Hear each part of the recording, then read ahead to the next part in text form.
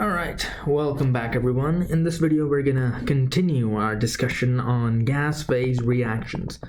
And to be particular, we're talking about the changes in volumetric flow rate due to the change. Whoops, I need a T sub 0 here. Let me fix that for you. T sub 0. Oh my god. Hold up, sorry about that.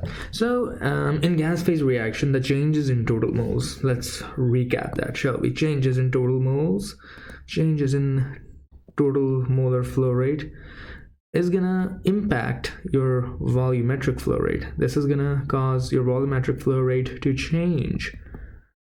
All right, since you're no longer, you cannot assume incompressible for gas phase reactions. All right, if you did that on a test, well, I highly suggest switching majors. I'm sorry, but all right, enough of the sarcasm. That's just a joke and should be taken as such for legal purposes. Anyway, the expression in Fogler for the exit volumetric flow rate is given as inlet volumetric flow rate multiplied by 1 plus epsilon times x.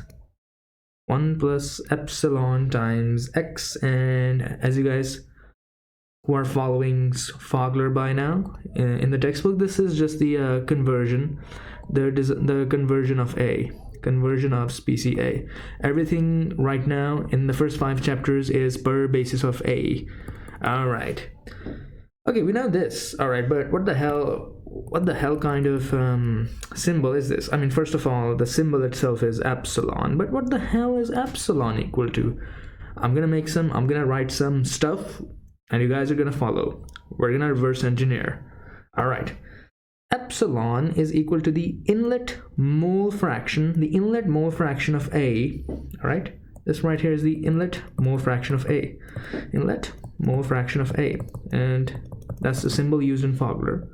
Inlet, all right, not exit, inlet, hence the sub 0 as well, multiplied by tilde. Sorry, this is delta.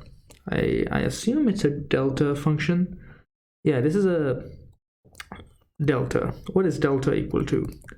All right, what the hell is delta? We know, I mean, it's a Greek letter, we know that, but what does it mean in context to gas phase reaction engineering? All right, suppose, all right, let's have a small teeny tiny detour. I have a reaction, I have a gas phase reaction, and I'm just gonna use symbols for this video, and hopefully we're gonna go through some examples to make it even more clear. So, all right, let's see. A plus B, my reactants, give me C and D, my products. Don't forget my stoichiometric ratios. Lowercase a, lowercase b, lowercase c, and lowercase d. Those are my stoichiometric ratios. And as you guys already know, we're doing everything per basis of A.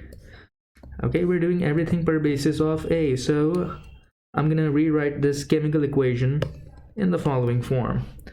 All right, now I know if 1 mole of A is reacted, then that means B over A moles of B are gonna be reacted. Hence, C over A moles of product C are going to be generated, and lowercase d divided by lowercase a moles of D are going to be generated. So the stoichiometry makes sense. Just some general chemistry. But all right, now if I were to take the sum of the stoic values, -1 plus minus B over A plus positive C over A. Remember that the stoichiometric coefficients for the product have to be a positive number when you use them in your equations.